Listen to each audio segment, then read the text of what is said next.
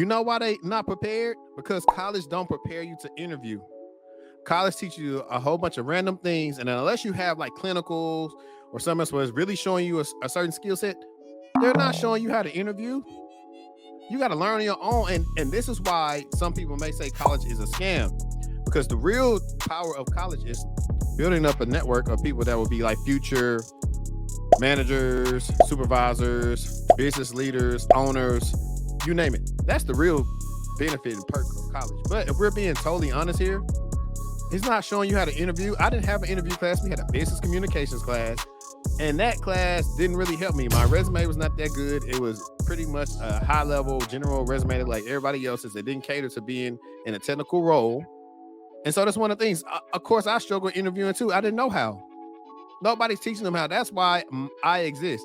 I show college kids, I show people, early career professionals, mid-career professionals, I show them how to interview. So I don't like that. I don't like that. That's why I had to go big and get this off right here. That's crazy. Of course they're not prepared. So that's an indictment on the actual school system and not Gen Z. So I just want them really to just like, do I have a hat by me? I was going to put a hat on for the cap. Welcome back to the Textual Talk Podcast. It's episode 113. I'm your humble and gracious host, HD. This is the first podcast episode of 2024. We're through the first week of 2024. So I just want to talk about some things. But first and foremost, I thank all the subscribers, all the listeners, everybody who's been supporting and engaged with the channel. Keep it up. We're trying to take this channel up to the next level this year. So one of the things I ask you guys to do is go ahead and hit that subscribe button. Like, share it out to people you think might find this information useful. And also, if you love our in-person episodes that we've been doing, please subscribe to the Patreon, donate some money to the cause. This is the way that we ensure that we keep on bringing you guys high quality content and high quality guests. And so that's one of the ways I'm going to do this. But today, I just want to read different articles, different topics that came up over like the first week of 2024, and we can just discuss them. You guys can listen and also give me your feedback in the comments or leaving a review of what you think about what's happening today. So one of the first articles that I want to look into is it was talking about Gen Z has been having struggles with interviews and everything else. I think it's from the New York Post. And so that's what I want to talk about right now. Let's get straight into it. More involved in hiring. The respondents reported that Gen Z candidates struggle to pick up professional cues, causing 39% of employers to favor hiring older candidates. About 60% of employers said they are willing to offer more benefits and pay higher salaries to attract older workers rather than recent grads. So this is a trap. I would like to see how old these people are who are doing the interviews, because there are different things. I can do things that boomers and Gen X won't pick up on. And so I can say, oh, I want young people. See how biased that is? What are they actually asking them? It boils down to, can they perform the duties of the job? If they cannot do that, then sure, don't hire them. But if they can do it, don't be biased just based on because they don't respond the way that you want them to. I think that's a big issue that I'm implying that's happening right here that's not being said. For the same reason, 48% of employers are offering remote or hybrid positions to older employees, and 46% are willing to hire overqualified candidates, according to the new study. 1 in 5 employers reported that recent college grads are generally unprepared when it comes to interviewing for a job. Listen, hang on. I need to go big real quick. Pause. You know why they not prepared? Because college don't prepare you to interview. College teaches you a whole bunch of random things, and unless you have like clinicals or something else where it's really showing you a certain skill set, they're not showing you how to interview. You got to learn on your own, and this is why some people may say college is a scam, because the real power of college is building up a network of people that's going to be future, building up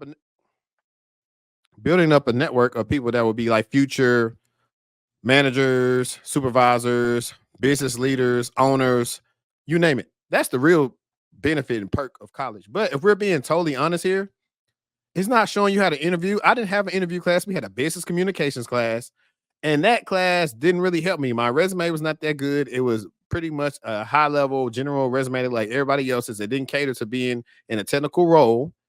And so that's one of the things. Of course, I struggle interviewing too. I didn't know how. Nobody's teaching them how. That's why I exist. I show college kids, I show people, early career professionals, mid-career professionals, I show them how to interview.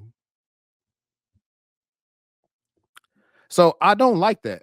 I don't like that. That's why I had to go big and get this off right here. That's crazy.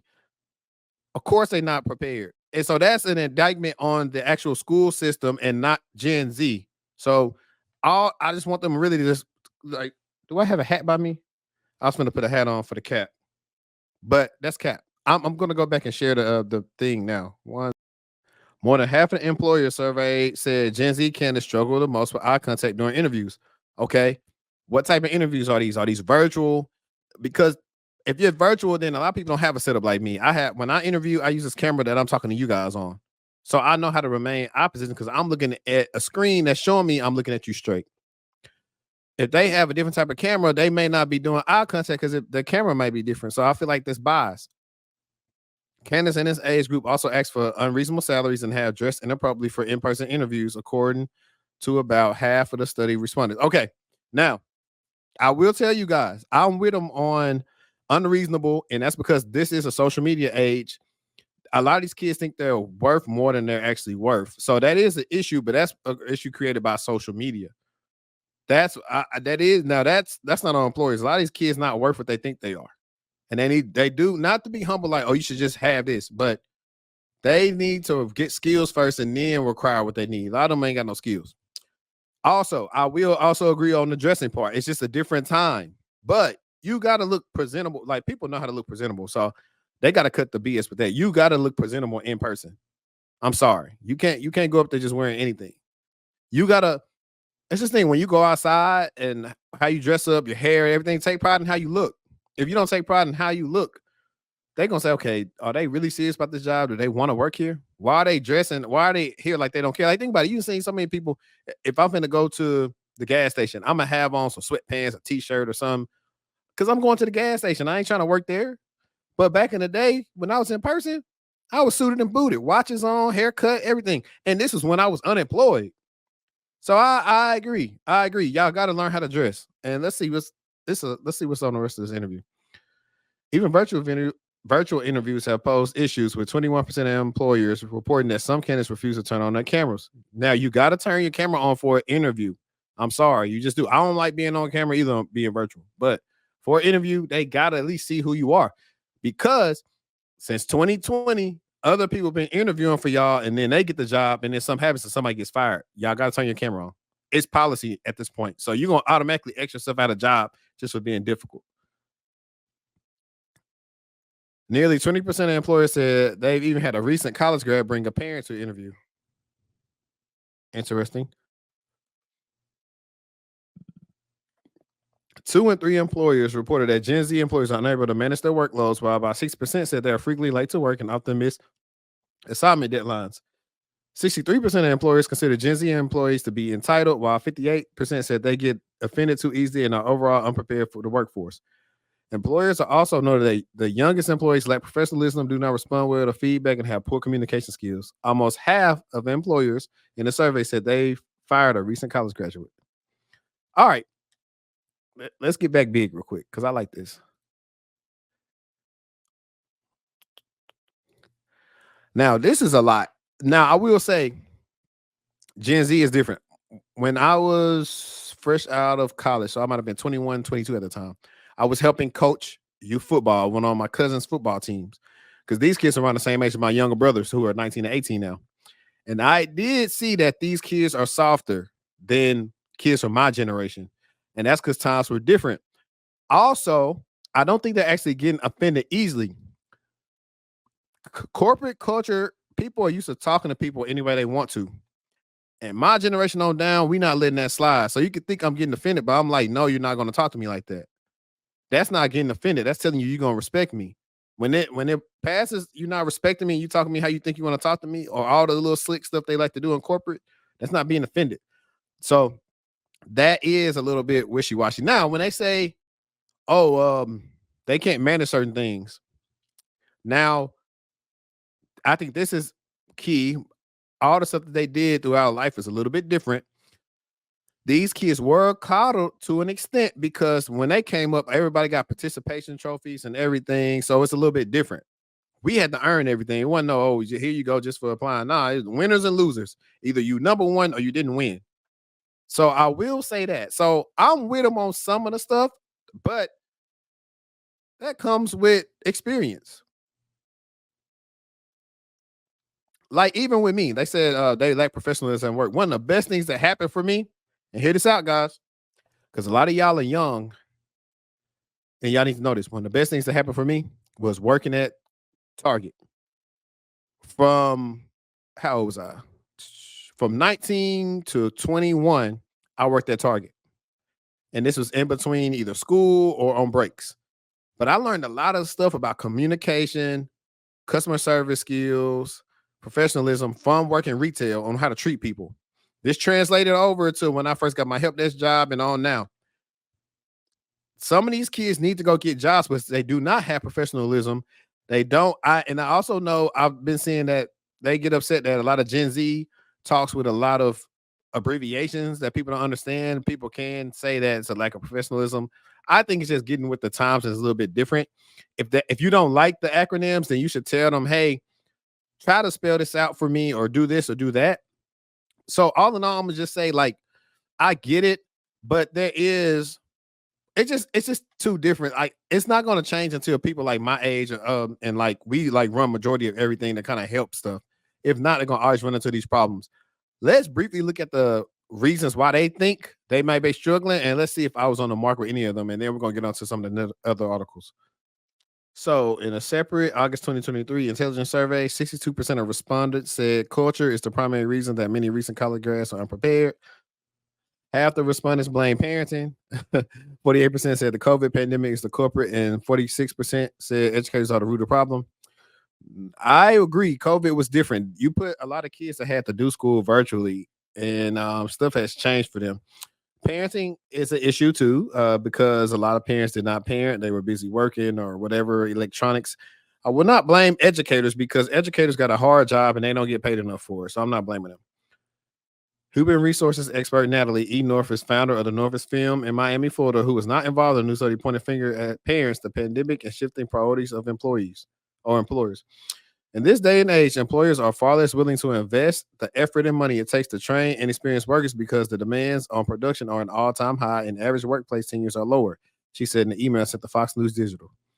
We've heard several managers say they don't want to waste time training someone who's just going to leave. That's BS. I'm gonna put this article in the description. I'm not going to go through it anymore. It seems like it's a long article. I didn't even know it's this long. Um, but yeah, that's really how I feel about that. That's kind of crazy to me. Well, it's not crazy, but it's just different. I see why they are struggling. I see why they're talking on TikTok about what they're dealing with. It's hard out here. It's hard out here. One of the things I want to talk about, one of the bigger things. Let me see if I can just share like this. 1 second. So, as you guys know, 23andMe had a breach last year. For those of you that don't know what 23andMe is, it's one of those ancestral DNA sites that where you can see what your DNA traces back to. I never trusted that. Them people can tell me I belong to anything. Honestly, I feel like I'm not a conspiracy theorist, but who knows what they really doing with that stuff. That's why I would never just trust it. But they say that the hack was on, I believe, consumers. We're gonna read the article real quick because this is crazy if this is what they really going to stand on. If they're gonna stand on business like this. Let's go. 23andMe tells victims it's their fault that their data was breached. Wow. Facing more than 30 lawsuits from victims of its massive data breach, 23andMe is now deflecting the blame to the victims themselves in an attempt to absolve itself from any responsibility. Rather than acknowledge its role in data security disaster, 23andMe has apparently decided to leave its customers out to dry while downplaying the seriousness of these events. Hassan Savari, one of the lawyers representing victims who received a letter from 23andMe. In December, 23andMe admitted that hackers had stolen the genetic and ancestry data of 6.9 million users, nearly half of all its customers. That's crazy. They should be out of business at this point. The data breach started with hackers accessing only around 14,000 user accounts. The hackers broke into the first set of the victims by brute forcing accounts with passwords that were known to be associated with targeted customers, a technique known as credential stuffing. From these 14,000 initial victims, however, the hackers were able to then access the personal data of other 6.9 million victims because they had opted into 23andMe's DNA relatives feature. This optional feature allows customers to automatically share some of their data with people who are considered their relatives on their platform. In other words, by hacking to only 14,000 customer accounts, the hackers subsequently scraped personal data of another 6.9 million customers whose accounts were not directly hacked. But in a letter sent to a group of hundreds of 23andMe users who are now suing the company, 23andMe said users negligently recycled and failed to update their passwords following the past security incidents which are unrelated to 23andMe. Okay, let's stop sharing really quick. This is definitely how you try to shift the blame, and in no way is this on consumers. Sure, it is my fault as an end user if my password is something that's easily guessable, as you can find in a dictionary or just do software that crack it. Cool. But are there other parameters that you guys have set up in place for customers' accounts? Does it have monthly authentication? Does it automatically block risky sign-ins? Does it automatically say, hey, did you just log in from here? Was this you? Secondly, it's on you, on your fault. It's a control that you guys did not set up to let them access other people's information or scrape it by pretty much breaching 14,000 accounts. These are end user accounts now. What are you guys monitoring when you start seeing 14,000 accounts possibly be accessed from places you probably don't recognize? What's going on? I know there has to be a division that's monitoring like those end user accounts. It has to be. There's a department for that. Because it initially that is hackers going to your system, not internally, it's externally in a sense because it's not the internal employees. However, these are customers. So this is still on 23andMe because you should have noticed the trend here before you want to say, oh, well, it's y'all fault. Nah, they shouldn't have been able to access anybody else's information. Should only been able to access whatever account they were in. I'm going to go back to this article and we're going to keep on reading. So they say, therefore, the incident was not a result of 23andMe's alleged failures to maintain reasonable security measures. No. Zevary said 23andMe is shamelessly blaming the victims of the data breach. This finger point is non-cynical. 23andMe, no. This fingerprint is non-cynical. Sensical. 23andMe knew or should have known that many consumers use recycled passwords, and thus that 23andMe should have implemented some of the many safeguards available to protect against credential stuffing, especially considering that 23andMe stores personal identifying information, health information, genetic information on this platform. Savari said in the email, he's right. He's totally right. This should be one of the most secure places that you have to log into for that very reason. The breach impacted millions of customers whose data was exposed through the DNA relatives feature on 23andMe's platform, not because they use recycled passwords. Of those million, only a few thousand accounts were compromised due to credential stuffing. 23andMe attempt to shrink responsibility by blaming its customers does nothing for these millions of consumers whose data was compromised through no fault of their own whatsoever, said Zavari. In response to 23andMe letter, Dante Termos, a 23andMe customer who was impacted by the data breach, told TechCrunch that he found it appalling that 23andMe is attempting to hide from consequences instead of helping its customers. 23andMe lawyer argued that the stolen data cannot be used to inflict monetary damage against the victims.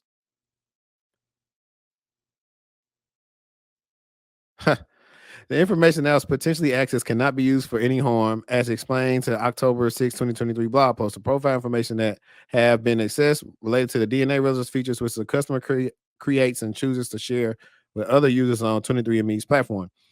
Such information will only be available if the plaintiffs affirmatively elected to share this information with other users via the DNA relatives feature. Additionally, the information that the unauthorized actor potentially obtained by plaintiffs could not have been used to cause, what's that word? Pecuniary harm. It did not include their social security number, driver's license number, or any payment or financial information, he later read. 23andMe and one of his lawyers did not respond to TechCrunch request for comments.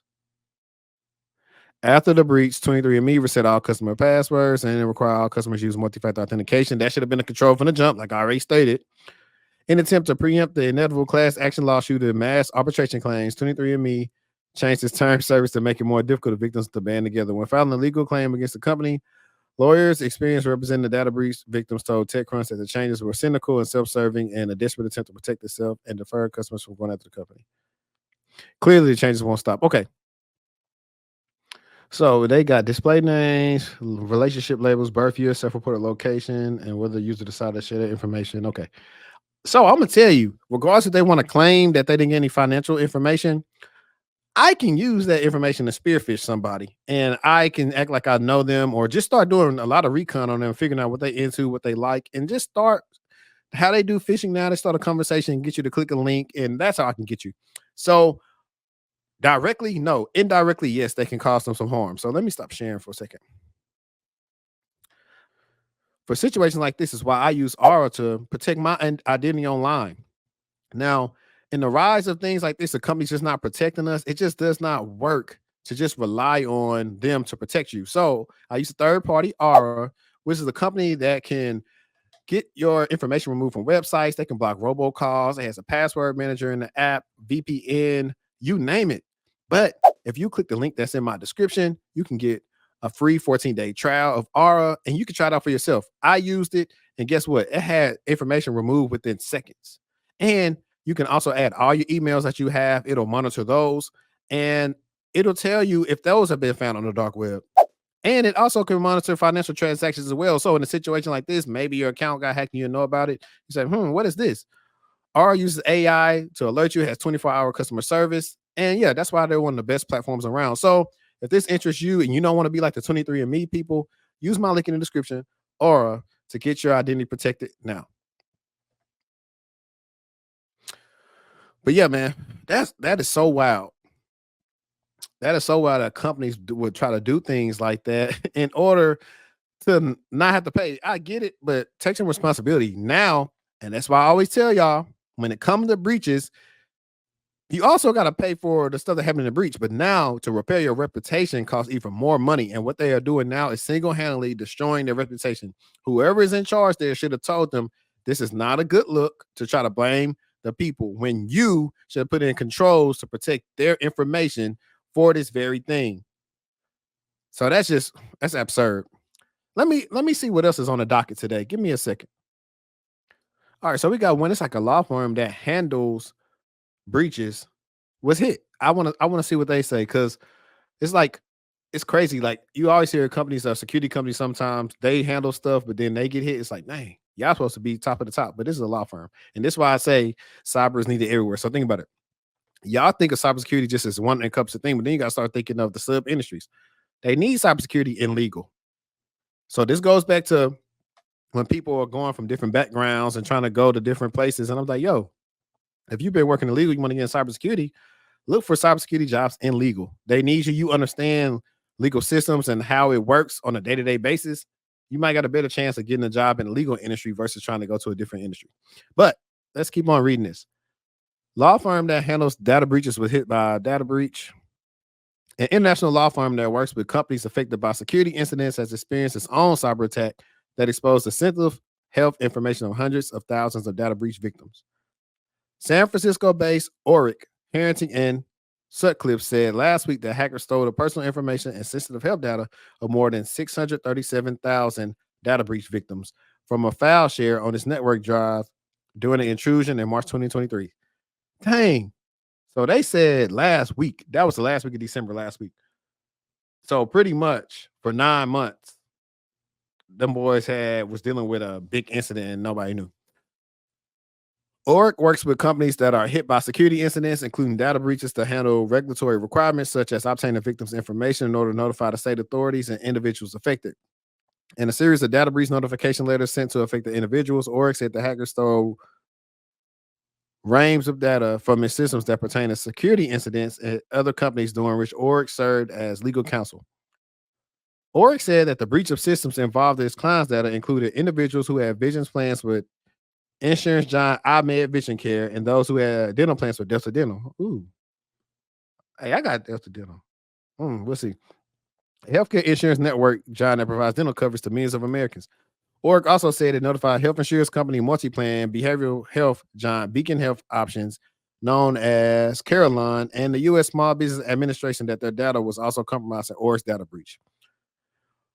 Oric said the stolen data include consumer names, date of birth, postal address, email addresses, and government-issued identification numbers such as social security numbers, passport and driver license numbers, and tax identification numbers. The data also includes medical treatment and diagnosis information. That's a lot. The number of individuals known to be affected by the data breach nearly has risen by threefold since Org first disclosed the incident. Org said in the most recent data breach noticed that it does not anticipate providing notifications on behalf of additional businesses, but did not say how it came to this conclusion. It's not clear how the hackers initially broke into Org's network or whether the hackers demanded a financial ransom for the law firm. Org would not answer TechCrunch questions about the incident. Org spokesperson, Org spokesperson Jolie Goldstein said in a statement, "We regret the inconvenience and distraction that this malicious incident caused. We made it our priority to resolve it as quickly as possible for our clients, the individuals whose data was impacted, and our team."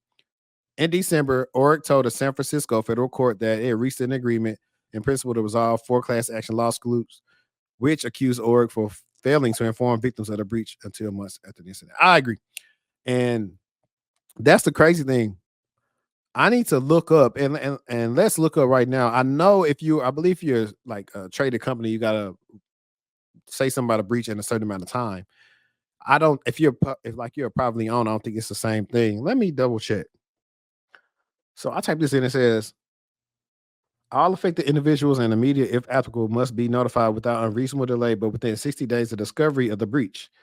If fewer than 500 individuals are affected, the FTC must be notified within 60 days after the end of the calendar year. Let's see if we got anything else. Okay, I'm not going to do that by state. I just want to see if there's something. I'm not going to get into this, but this is actually something good to look up when you're thinking about if you're in GRC and you're doing all these controls and your plans. These are things you're probably going to go through and figure out, okay, when we need to notify these people to breach, and you're going to work with legal and all these different things. They kind of keep a hold on these things. But it's cool to understand this from a different way because, like I said, everything has its place in cyber. So I just want you to know that. Now, let me see. Like I said, I told you guys earlier about R. R is cool. I still use it right now, and I think everybody's liked it. So if you definitely need help with your passwords and keeping yourself safe on the internet, please check it out. So I'm gonna share this tab real quick. Goldman Sachs exec, the number one trait bosses look for before hiring anyone. Let's see.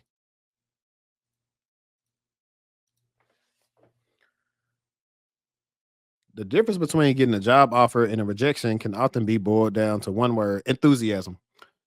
All other things being equal, a candidate who walks into a job interview with a positive attitude and an eagerness to work will have an edge over one who comes off as bored or apathetic, says Shakana Bass, an executive at Goldman Sachs. Being energized and enthusiastic about a role is the top green flag hiring managers look for in a job interview, as Bass, who serves as Goldman Sachs head of talent strategy. I hate the term human capital. I do not like that term at all. This reminds me of slaves or something. They need to change that. It makes a ton of difference, she explains. Anyone can do the research, but showing the genuine excitement about the role and bringing energy to the conversation is a lot more memorable than someone who sounds monotone or like they're reading off a script. When it comes to interviewing, and this is something I talked about in my vlog video that I'll probably be releasing, I don't know, coming out eventually. When it comes to interviewing, you have to have some type of personality, charisma, enthusiasm that makes people like you, that they want to work with you, all the while also being able to do the stuff required to do in the role. So it seems kind of hard. How y'all see me on here is the charisma that I bring in interviews. It's not let's see if we can do an example. Like I'll say, like, think about if I was like, when I was reading some of this stuff earlier, like actually I'll try to just read something that I can show you a difference. So this is a way, like they say, like being what's called it. If I said it makes a ton of difference, she explains anyone can do the research, but showing genuine excitement about the role and bringing energy to the conversation is a lot more. You'd be like, what? But if I say it makes a ton of difference, she explains anyone can do the research, but showing genuine excitement about the role and bringing energy to the conversation is a lot more memorable than someone who sounds monotone or like they're reading off a script. That sounded totally different. I read the same thing. You got to be like that in the interview. So instead of saying, "Hey, how you doing? I'm so and so, blah blah blah," you know, say, "Hey, good morning. Good morning. It's nice to meet you. My name is Henri Davis, and I've been doing yada yada yada yada yada yada, and I do this, this, this, and this, and I'd be good for the job because this, and this is the value that I believe I could bring to company A. Right there, I'm energetic. Um, right there, I'm energetic. I know what I'm talking about, and they're going to be excited to listen to me. They're going to perk up a little bit. Now, whether I know how to do all the technical stuff or not, but the fact that I came in like that and I'm looking at you like this, they're going to like that. So this is why it is a skill to interview, and they are definitely right when they're talking about showing energetic. And also just sometimes too is like depending on like they do actually this thing about when you interview them or before you interview, you possibly have a disability or anything like that. So it's not poking fun at people with disabilities, but depending on also how you talk, if you talk a little slower or something like that, you make and just they might not be feeling with it or feeling with it. And it's more important. We're gonna get back to the article, but when you're also interviewing, we're listening, we're actively listening back and forth. So when they ask me something, a direct question, give them a direct answer. And then towards the end is when you can kind of venture off and get in your bag, or you can, if you already know how to solve the problem or something they gave you, you can flip it on them and tell them how you did it. So let's keep reading a little bit of this article. That being said, showing too much passion can be off-putting to some employers, Bass warns. You should seem enthusiastic but not so excited as you come across as a super fan of the organization or someone who might have unrealistic expectations for the role. That's a fact. It's the same thing that happens with dating. It's like a medium level, like you gotta be cool, but not over cool. It's like if you get the chick number, I used to do this when I was younger, and I had to learn. I had no big brother. I used to like certain people a lot, and I would. Well, they used to think it was aggravating, but I really liked them, so I would message them and stuff all the time. They don't. Nobody like that. So I'm just saying it's a similar thing when it comes to the job market. Now you get that number, you maybe don't. Maybe you text them one day, and then you don't text them for 3 or whatever days or something like that. You kind of just making their mind wonder or whatever. But you got to bring the enthusiasm and the charisma here when you meet these people, but also not come off as like I'm desperate. Like when I listened to some of my clients' interviews before, I was like, "You pushing too hard. You selling too hard. Like you got to relax." I saying that, so I know the people that the people that's interviewing them think that. So you have to know when you pushing too hard and kind of reel it back. And like, I don't know about that, Chief. So they are definitely right on this one.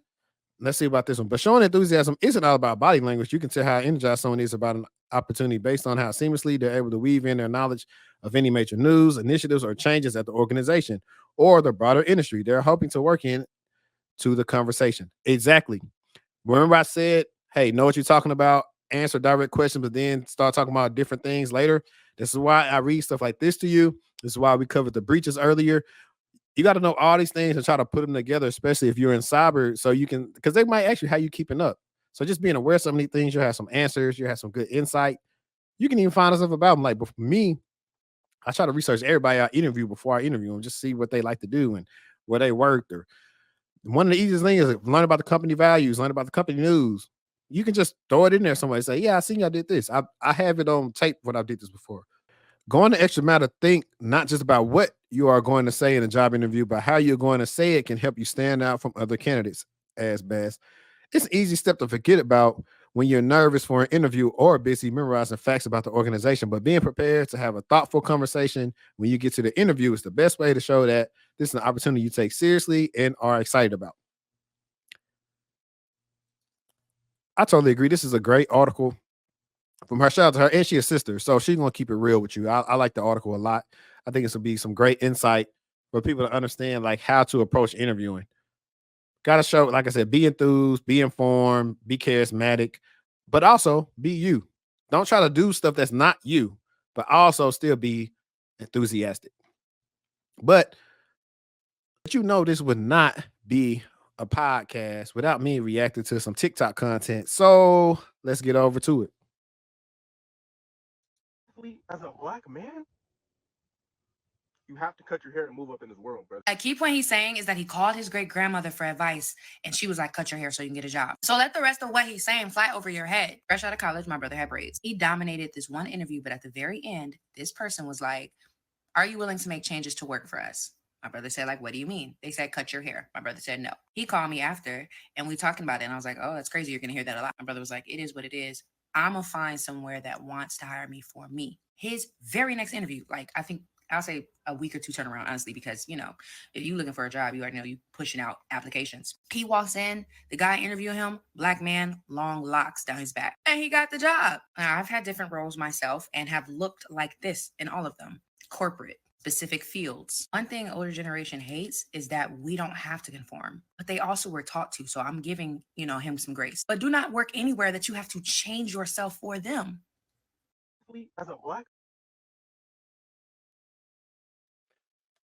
So this is a good topic. It may be a stream of its own one day when we talk about hair with black people, or you want to say any type of ethnicity that has different type of style hair traditionally from white people.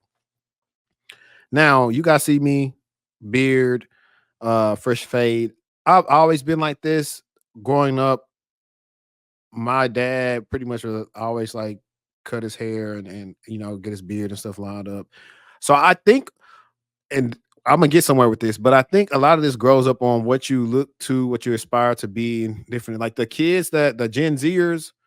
Well, I can't say that because even in my age, you had the period where the cornrows, tall tees, Iverson, and all them people want to be like that.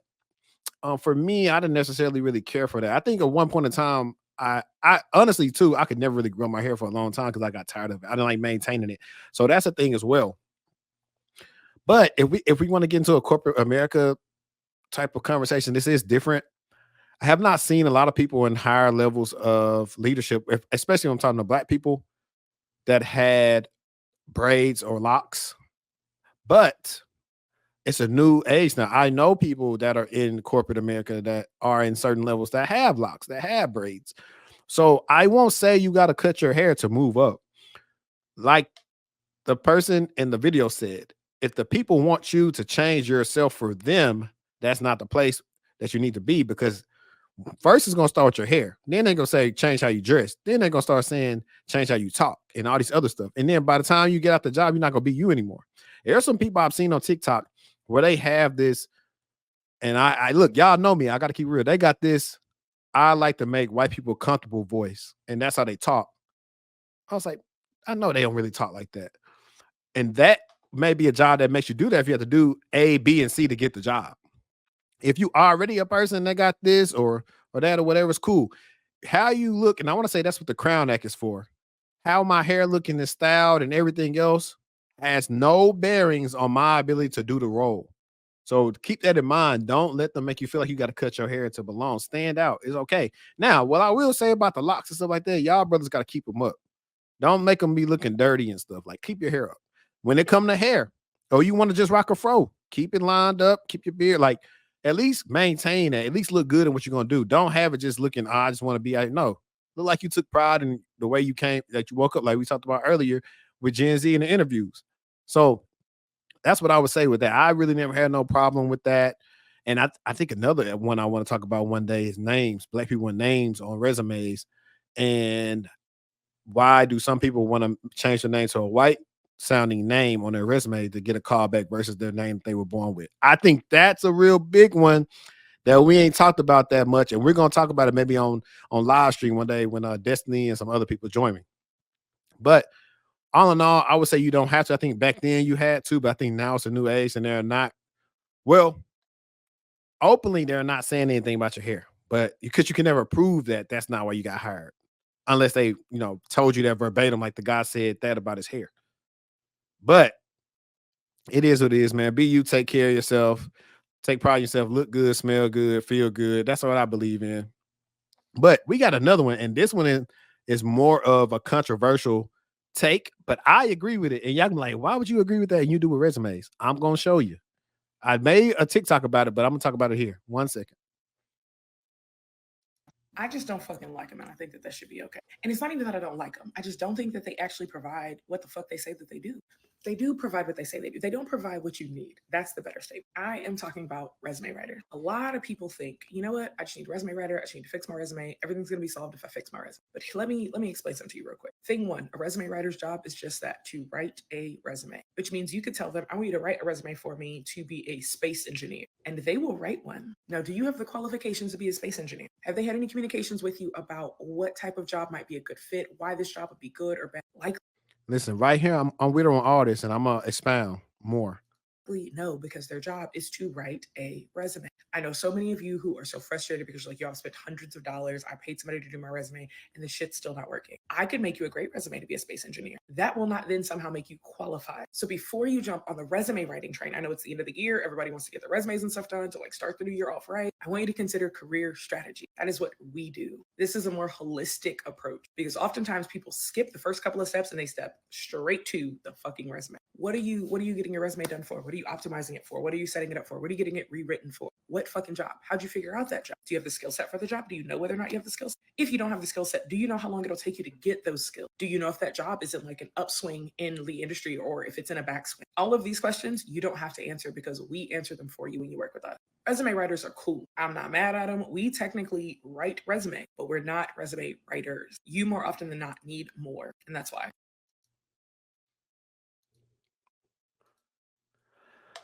So I 100% emphatically agree with what she said. And why is that? Because I'm the same way as a career coach. I don't do resumes just to do your resume. If that's the case, I could make way more money than I made career coaching if I just wanted to do your resume.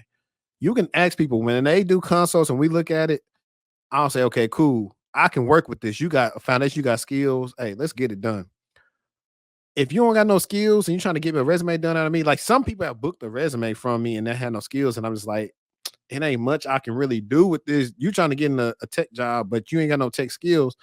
I wish you wouldn't have booked this because that's what it is. I always tell people all the time, the contents on your resume is more important than the format. If you hadn't did anything, how are you going to how are you going to have a good job or trying to land a better job without proving anything, proving any skills, proving any projects? Now, sure, people can say, oh, you can embellish or lie on a resume. I can lie on everybody's resume and make them look good, but they can't talk to that in the interview. So that's a bad point. And she's right when it comes to the strategies. When we do our consults, and preferably you guys do the hour sessions, that's like really the best time, to be honest. 30 minutes is like, unless you just need a little bit of advice. If you need a whole lot of advice, do the hour session with me. But we start going through, okay, you need these skills. Look at this job description. You should be doing this. You should be doing that. The strategy of actually trying to figure out what you need and how to land the job and building your network up versus just getting you a resume and telling you to apply. Everybody can't do that because everybody doesn't have supreme skills. Everyone's strategy is off. People don't know what they need to learn. They're learning all these other stuff. I'm saying, hey, stop learning all this and focus on this. This is where you need to be. This is where you sound most comfortable at. You might be struggling over here. Career strategy. That's what I bring as well. So I'm with her all the way. And if I had $1 million for every time I redid a resume that somebody said they either got a resume writer or some freelance writer on Fiverr to do, I'd be rich. Because y'all are getting, I won't say y'all are getting had. Some of you get some good resumes, but they're not very good tech resumes versus having a functional tech resume. Some of you guys are getting these very fancily done resumes that's not helping you out. All these different text boxes and all these different layouts. Aesthetically, it might look nice, but it doesn't work that well when it comes to applying to jobs. Recruiters don't care about that. Keep it simple, stupid. That's the KISS method. Keep it simple, stupid, and you'll be okay.